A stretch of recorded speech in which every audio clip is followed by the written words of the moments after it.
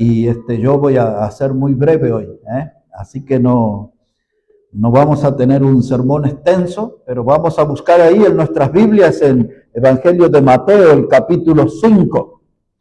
Evangelio de Mateo, el capítulo 5. El día jueves, hermanos, hemos iniciado una serie de estudios sobre el Sermón del Monte.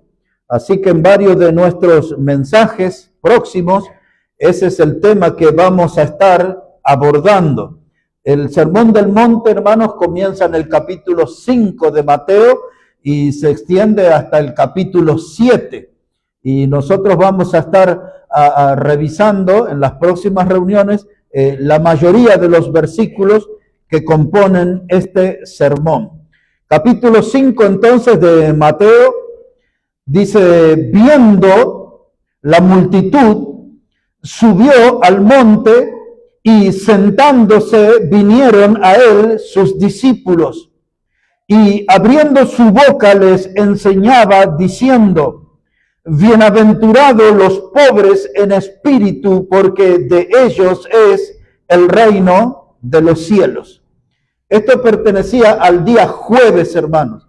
Hablamos de que, a diferencia de los predicadores modernos que buscan a sus grandes edificios, lugares muy llamativos, con mucha decoración, muchas luces, nuestro Señor eligió un monte.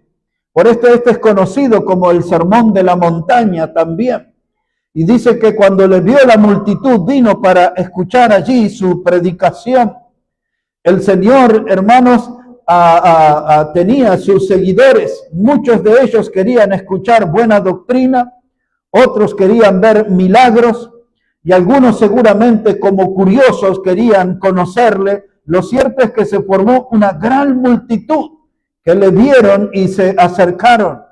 El detalle que tenemos aquí dice: y él abriendo su boca. Nosotros estimamos que había un mínimo de unas 5,000 personas escuchando.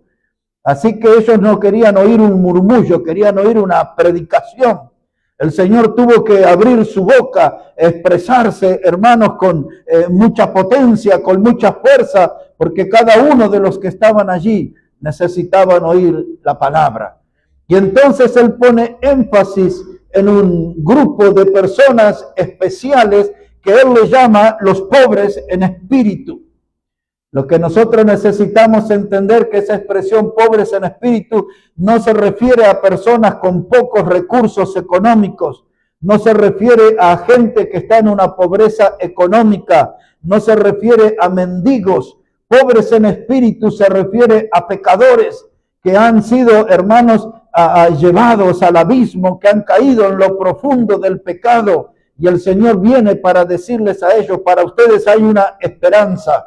Pueden salir, pueden resurgir, pueden volver a la vida. Ustedes son bienaventurados. Y esa palabra, que se va a repetir varias veces, significa muy feliz, muy dichoso. Entonces, para aquellos que han caído en el fondo del pecado, que han caído en las miserias más profundas, para ellos hay un mensaje de esperanza, dice el Señor, porque de ellos es el reino de los cielos. Ya habíamos visto el Salmo 113 el jueves, donde dice que el Señor va al muladar, es decir, al lugar de los desperdicios, de los desechos, y allí va en la búsqueda de los menesterosos, y dice que Él los alza, y luego usa la palabra y los levanta. Primero los alza, después dice y los levanta, y los sienta junto a los príncipes de su pueblo. En ese lugar de desechos, hermanos, en ese basural, el Señor pone su mirada en los necesitados que habitan en ese lugar y se acerca a ellos y les muestra su amor, su misericordia, los salva, los levanta y los sienta en un lugar de privilegio junto a los príncipes de su pueblo. Y eso tiene algo que ver con nuestra vida, porque también habíamos caído en lo profundo del pecado. No teníamos esperanza, quizás nadie daba una moneda partida por la mitad por nosotros, pero el Señor en su amor, en su misericordia nos buscó y nos salvó, y ahora nos hizo miembros distinguidos de la familia de Dios y nos ha hecho herederos de la vida eterna, porque nosotros ayer también éramos pobres en espíritu. Y ahora el tema que nos ocupa hoy, mis hermanos, está aquí en el versículo 4. Dice la palabra: bienaventurados los que lloran, porque ellos recibirán consolación. Así que vamos a hablar ahora unos cuantos minutos acerca de los que lloran. Alguien dice, va a hablar de mi esposa, de mi suegra. No. Estos son otra clase de gente que llora. Porque llorar, hermanos, es un término fuerte, A veces el lloro encierra un lamento apasionado. A veces el lloro, hermano, refleja una gran tristeza. A veces el lloro pertenece a un corazón muy afligido. A veces el lloro pertenece a una persona que tiene un dolor en el alma. Y eso se ve a través del llorar. Pero también hay otra clase de lloros. Hay algunos que implican compasión. Hay gente que llora, hermanos, porque tiene una preocupación sincera por otros. ¿Sabe que esa clase de lágrimas debemos tener nosotros, no? De estar preocupados por la situación de otros, por lo que están pasando otras personas, hermanos. Pero esa clase de lloro se ve en vidas consagradas, en gente que tiene pasión por los perdidos, pasión por las almas que están siendo lastimadas por el pecado, castigadas por el diablo, en almas que son, hermanos, esclavizadas del pecado. Y entonces hay gente que llora por ellos, ora por ellos, los busca a ellos. Y dice el Señor: bienaventurados los que lloran, porque ellos recibirán consolación. Vamos a ver una de esas personas, que es el apóstol Pablo. Él era uno de los hombres que lloraba por otros y lloraba con otros también. Observemos un poquito aquí en el libro de Hechos de los Apóstoles, el capítulo 20. Hechos de los Apóstoles, el capítulo 20. Y a Pablo le vamos a encontrar muchas veces llorando. Quizás voy a leerle 3 pasajes de la palabra donde nos muestra los lloros del apóstol Pablo. El primero de ellos aquí en Hechos, el capítulo 20, versículo 17. Hechos de los Apóstoles, capítulo 20, verso 17, dice la palabra: enviando pues desde Mileto a Éfeso, hizo llamar a los ancianos de la iglesia. Cuando vinieron a él, les dijo: vosotros sabéis cómo me he comportado entre vosotros todo el tiempo, desde el primer día que entré en Asia, y sirviendo al Señor con toda humildad y con muchas lágrimas y pruebas que me han venido por las acechanzas de los judíos, y como nada que fuese útil, he rehuido de anunciaros y enseñaros públicamente y por las casas. Entonces Pablo aquí está hablando de su ministerio como predicador, predicándole a la gente en público, en las casas, llevando el mensaje de la palabra. Pero él está recordando a estos ancianos de Éfeso, hermano, de su comportamiento, y dice que él sirvió al Señor con humildad y muchas lágrimas. Él está contando las luchas del ministerio. Cuando uno sirve al Señor, hermano, muchas veces llora. Cuando uno es un pastor, un predicador, a veces llora, hermano, porque le duele a la gente que está entregada al pecado. A veces un pastor llora por la rebeldía de su familia, de su congregación. A veces, hermanos, el pastor llora al ver el estado de los perdidos, de los que aún no tienen a Cristo. A veces el pastor llora porque no sabe cómo hacer las cosas en la iglesia. Quiero servir a Dios, lo quiero hacer de la mejor manera, pero no sé cómo hacerlo. Y a veces sentimos esa impotencia, hermano, que queremos hacer cosas buenas y grandes, pero no sabemos. Y entonces uno llora. He llorado muchas veces en el ministerio y entiendo de qué Pablo está hablando, pero dice: yo no rehuí de darles el consejo de Dios, le prediqué la palabra, aunque eso me costó lágrimas, lo hice. Hay un hombre que llora y la Biblia le dice, bienaventurados los que lloran, porque ellos recibirán consolación. Veámoslo a Pablo ahora en la segunda carta a los Corintios, el capítulo 2. La segunda carta a los Corintios, el capítulo 2. Y veamos cómo se expresa él en el versículo 4. Segunda carta a los Corintios, el capítulo 2 y el versículo 4. Dice la palabra, porque por la mucha tribulación y angustia del corazón os escribí con muchas lágrimas, no para que fueseis contristados, sino para que supieseis cuán grande es el amor que os tengo. Pero si alguno me ha causado tristeza, no me la ha causado a mí solo, sino en cierto modo, por no exagerar, a todos vosotros. Le basta a tal persona que esta reprensión sea hecha por muchos, y que al contrario vosotros más bien debéis perdonarle y consolarle para que no sea consumido de demasiada tristeza. No hay duda alguna que Pablo se está refiriendo a aquel muchacho que tuvo relaciones con la mujer de su padre. A la primera impresión, el dolor ante esa noticia desagradable, Pablo dice, reunidos vosotros y mi espíritu, quitad ese perverso. Pero ahora él escribe una segunda carta y él explica aquí que la escribe, hermano, con muchas lágrimas. Y Pablo dice, si alguno me ha causado tristeza, ese muchacho y su pecado le había roto el corazón. Le había causado gran tristeza porque ese tipo de pecado dice que ni aún entre los gentiles se veía. Ni aún entre los mundanos se veía esa clase de pecado. El corazón de Pablo fue roto, fue lastimado, lloró por ese muchacho y ahora escribe, hermano, de un modo diferente y le dice, le basta a esa persona tal reprensión. No le vamos a entregar a Satanás, no vamos a hacerle a ninguna clase de daño, que le baste la reprensión.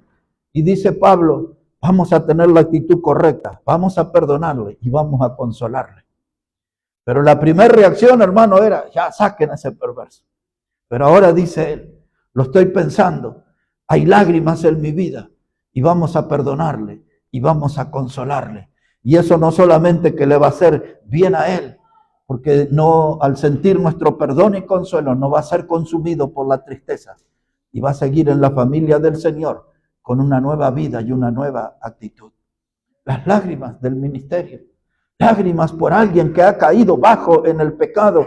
Y vemos en el Antiguo Testamento a Esdras y vemos a Nehemías llorando por su pueblo porque habían caído bajo en el pecado, hermano. Esas son las lágrimas del predicador. Y la Biblia dice, bienaventurados los que lloran porque ellos recibirán consolación. Otras lágrimas del apóstol en carta a los Filipenses, capítulo 3. Filipenses, el capítulo 3 y el versículo 18. Filipenses, el capítulo 3 y el versículo 18. Dice la palabra de Dios así. Porque por ahí andan muchos, de los cuales os dije muchas veces y aún ahora lo digo llorando, que son enemigos de la cruz de Cristo, el fin de los cuales será perdición, cuyo Dios es el vientre y cuya gloria es su vergüenza, que solo piensan en lo terrenal. Él está hablando aquí de los falsos maestros. Se infiltraron en la iglesia, trajeron doctrinas de error, estaban haciendo daño en el cuerpo de Cristo. Y Pablo dice, cuando yo los miro, ellos están en la vereda de enfrente, son enemigos de la cruz de Cristo. No representan el evangelio verdadero y esa gente me hace doler el corazón, esa gente me hace llorar. Les estoy escribiendo acerca de ellos, llorando, dice él. Porque a él realmente, hermano, le preocupaba el veneno que trajeron esos falsos maestros y cómo contaminaron la congregación. Y él los describe, dice que ellos, su Dios es el vientre. Solo les importaba comer y darse un deleite con manjares. Y él describe también una segunda característica. Dice, su gloria es su vergüenza. Gente que andaba contando sus hazañas pecaminosas como si fueran algo grandioso. Y esa era la parte horrible de su vida. Y dice él también aquí, solo piensan en lo terrenal, no hay vida espiritual en ellos. No tienen objetivo las cosas eternas y ellos ahora se están en los púlpitos enseñando esas cosas.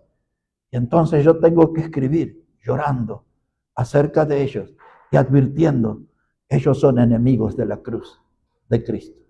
Así que acá vemos las lágrimas de Pablo, las lágrimas del ministerio. Mire un poquito allí en Primera de Timoteo. Vamos adelante un poquito. Primera de Timoteo para ver un poco sobre las lágrimas del ministerio.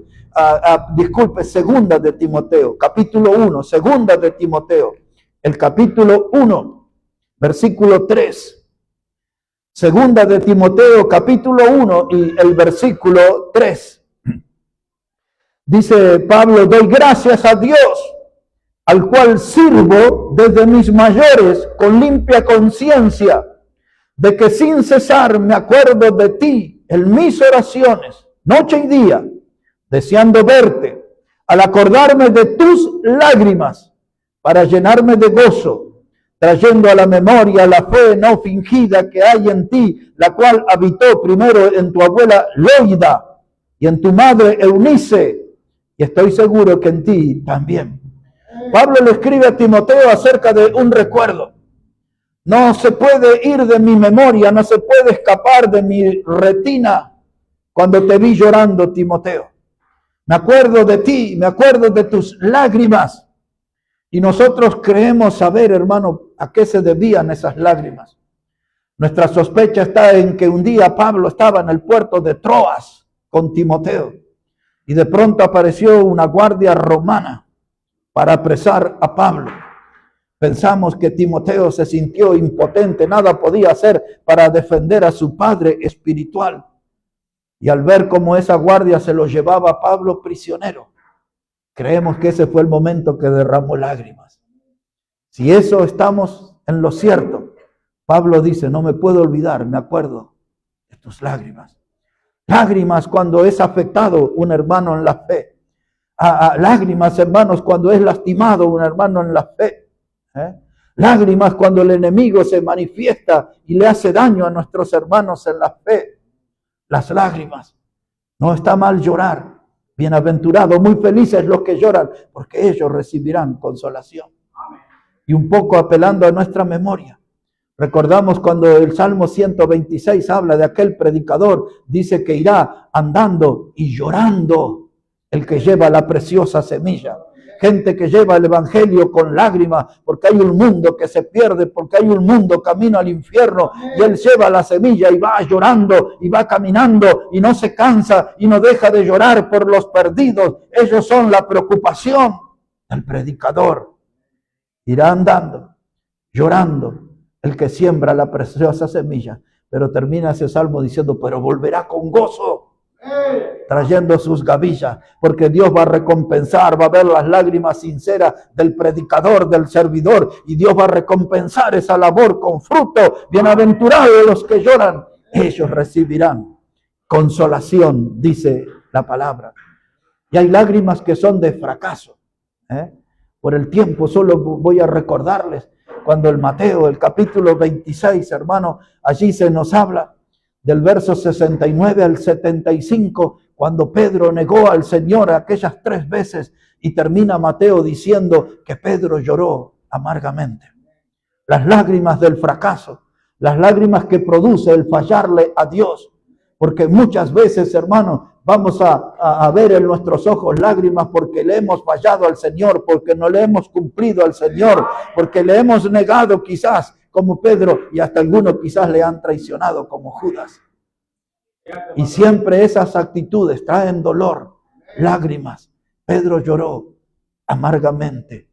Bienaventurados los que lloran, porque Pedro fue consolado y fue utilizado después grandemente como un gran predicador de la palabra de Dios. Y hermanos, unos minutos para hablar acerca de nuestras lágrimas delante de Dios. Veamos cómo es eso, leyendo Salmo 56, por favor. El Salmo 56, para ocuparnos allí brevemente sobre nuestras lágrimas delante de Dios. Y a propósito, ¿ha llorado usted alguna vez delante de Dios? Porque a veces, hermanos, somos de corazones duros, hermanos. A veces no nos mueve nada, no nos conmueve nada. Nunca hemos derramado lágrimas, hermanos, delante del Señor. Y Dios está atento. Y ahora usted se va a enterar, algunos por lo menos, qué es lo que hace Dios con nuestras lágrimas. Observe aquí, Salmo 56, versículo 8. Salmo 56, versículo 8.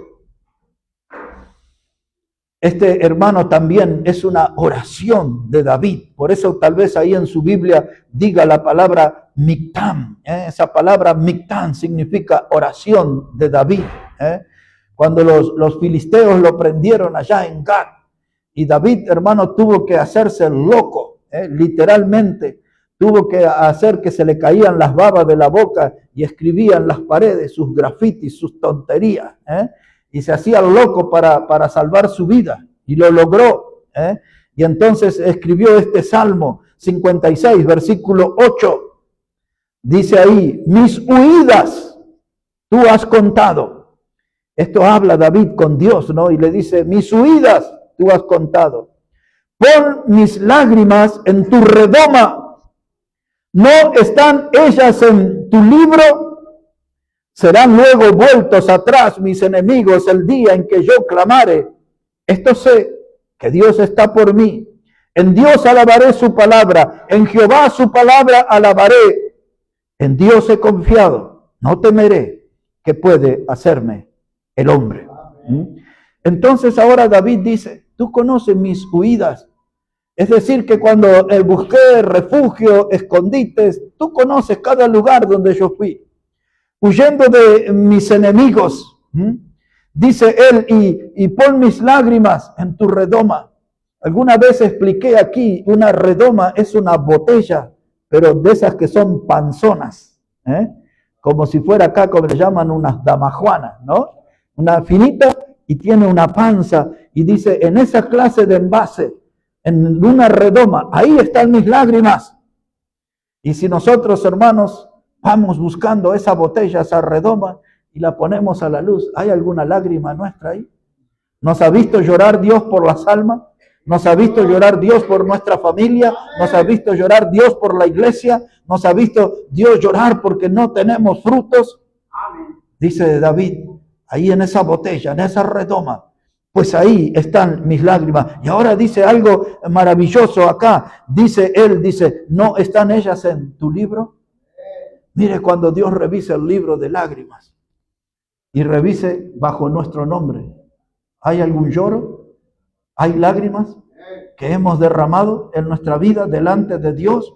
Hermanos, esas lágrimas no pasan desapercibidas, están registradas en un libro, están conservadas en la redoma de Dios, hermano, están guardadas, son el testimonio de cuánto hemos trabajado, sufrido, sentido en la obra del Señor. Pero yo hace muchos años, más de 20 años, predicaba un sermón en varios lugares y alguna vez prediqué aquí bajo ese título que se llamaba Generación de Ojos Secos. Y es muy triste, hermano, tener una iglesia que pertenezca a una generación de ojos secos. Nunca lloraron porque hay otros hermanos sufriendo. Nunca lloraron porque hay otros hermanos necesitados. Nunca lloraron porque hay almas que están perdidas camino al infierno. Y algunas de esas almas son miembros de nuestra familia. Y ni por ello lloramos, hermano. Porque somos como parte de una generación de ojos secos. Tenemos el corazón endurecido. Y algunos a la falta de lágrimas demuestran nuestro egoísmo porque nosotros ya fuimos salvos, ya está. No tengo preocupación por otros. Y quizás es el motivo de la ausencia de las lágrimas, pero la Biblia dice, bienaventurados los que lloran, porque ellos recibirán consolación. Y cuando yo paso por dolor, por aflicción, cuando yo paso por tiempos difíciles en mi salud, en la economía, cuando no hay paz debajo del techo que habito, hermano, quiero que Dios me consuele. ¿Y cómo Dios me va a consolar si nunca lloré? Nunca me preocupó otra persona, nunca me preocupó la situación de otros, el dolor de otros. Pero la Biblia se dirige exactamente a los que lloran. Ellos sí serán consolados, no los de corazones duros, no los que nunca han derramado lágrimas por otros, no los que nunca se han preocupado por otros. Ellos no serán consolados, pero el que llora ese recibirá consolación. El mensaje es bien extenso, pero quiero llevarles a la parte final 2 pasajes del libro de Apocalipsis. 2 pasajes allí. Hay muchas lágrimas que van a quedar en el camino. Las lágrimas de las mujeres que fueron al sepulcro. Hay mucha gente, hermano, que ha derramado lágrimas. Un rey que se llamaba Ezequías y tantos otros que han llorado. Pero mire en el libro de Apocalipsis. Dice la palabra de Dios, capítulo 7. Esto va a suceder en el tiempo que nosotros conocemos como tribulación. Y miren lo que sucederá allí. Apocalipsis, el capítulo 7. Dice la palabra, verso 16. Apocalipsis, el capítulo 7. Quizás leo. Bueno, va a ser mucho ahí, pero les voy a leer el verso 14 en adelante. Dice, Apocalipsis 7, 14. Dice, yo le dije, Señor, tú lo sabes.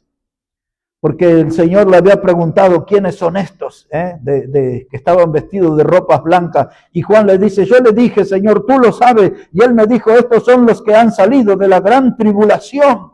Y han lavado sus ropas y las han emblanquecido en la sangre del Cordero. Pero estos están delante del trono de Dios y le sirven día y noche en su templo. Y el que está sentado sobre el trono extenderá su tabernáculo sobre ellos. Ya no tendrán hambre ni sed, y el sol no caerá más sobre ellos, ni calor alguno, porque el Cordero que está en medio del trono los pastoreará y los guiará a fuentes de aguas de vida, y Dios enjugará toda lágrima de los ojos de ellos. Hermano, esas son gente que será perseguida en los días del anticristo, en los días de la tribulación. Y ahí están ellos delante del trono de Dios. Y Dios le pregunta a Juan, el predicador, ¿quiénes son estos? Y Juan dice, yo no sé, Señor, pero tú lo sabes. Y ahora dice, estos son los que han salido de la gran tribulación. Estos son los que han sido perseguidos. Y ellos han emblanquecido sus ropas en la sangre del Cordero. Y luego viene el consuelo maravilloso en la parte final. Esa gente sufriente, muchos que van a ser decapitados en ese tiempo. Dice la palabra de Dios, Dios va a enjugar toda lágrima de los ojos de ellos. A veces, hermanos, un dolor repentino, la partida de un ser querido, la ruptura de un noviazgo, de un matrimonio, la pérdida de un trabajo de muchos años. Hay cosas que nos producen lágrimas y alguien nos pone un pañuelo, una servilleta, un papelito para secar nuestras lágrimas. Pero aquel momento será distinto, porque Dios en persona va a secar las lágrimas de ellos.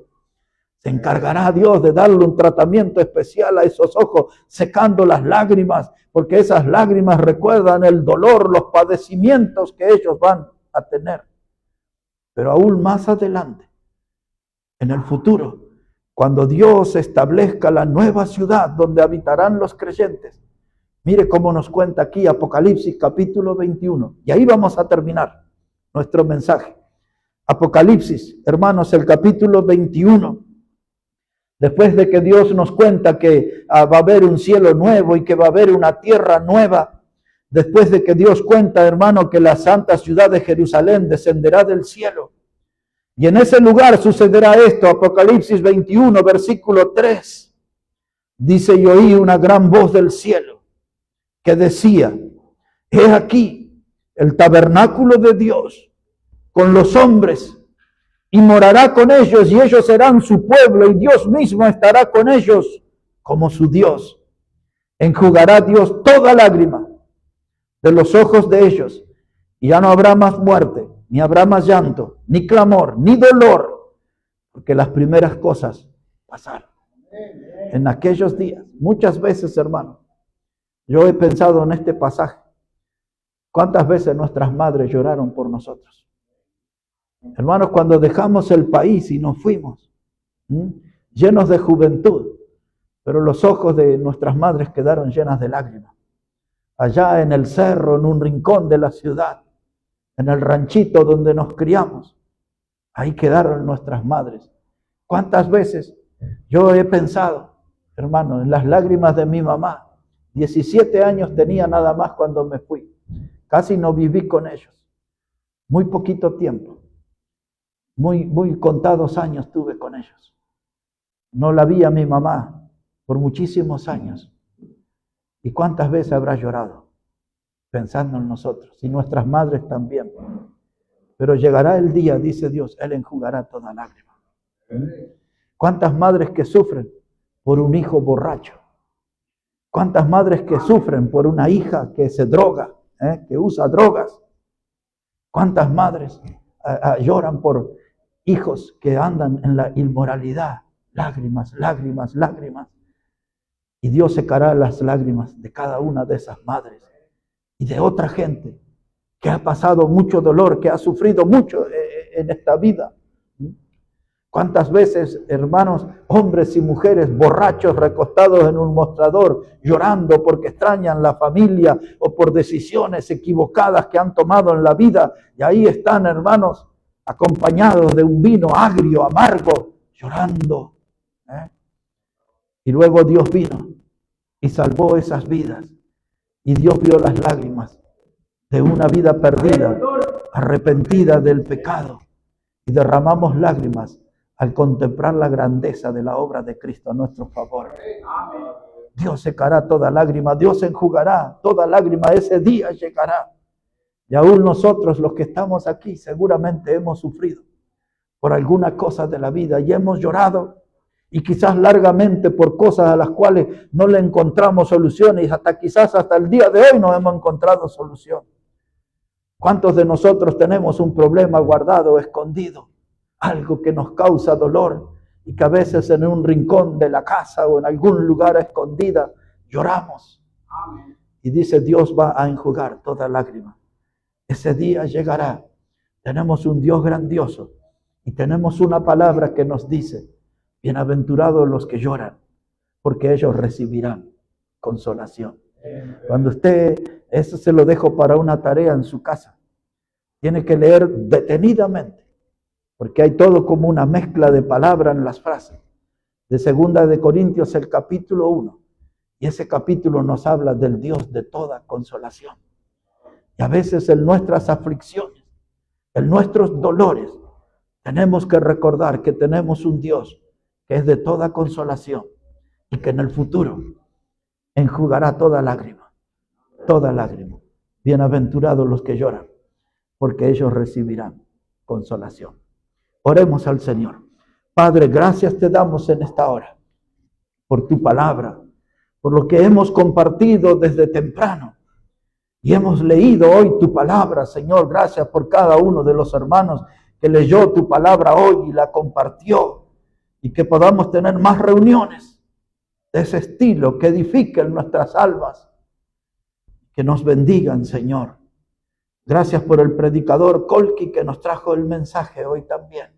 Bendice su vida, guíale, Señor. Que él pueda seguir siendo un gran instrumento para tu gloria. Y bendícenos a cada uno de nosotros y a los que nos escuchan. Y que puedas mirar nuestras lágrimas, Señor. Y puedas venir a traernos un divino consuelo. Oramos en esta hora en el precioso nombre del Señor Jesucristo. Amén y amén. Que Dios bendiga su palabra, mis hermanos, y bendiga sus vidas. Hermano Omar. No, a ver.